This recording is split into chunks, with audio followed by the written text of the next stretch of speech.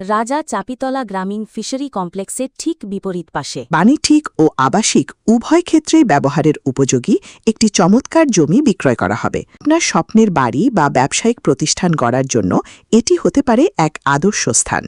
জমির বিবরণ: মোট জমির পরিমাণ 141 শতাংশ, বিভাগ 2 খণ্ডে বিভক্ত, সম্পূর্ণ বা আংশিক আলোচনার সুযোগ।